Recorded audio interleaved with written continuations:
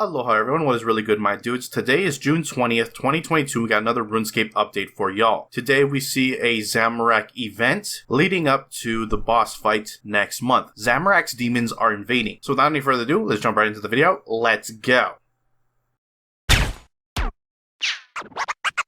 Cats is the illest. What you talking about, Willis?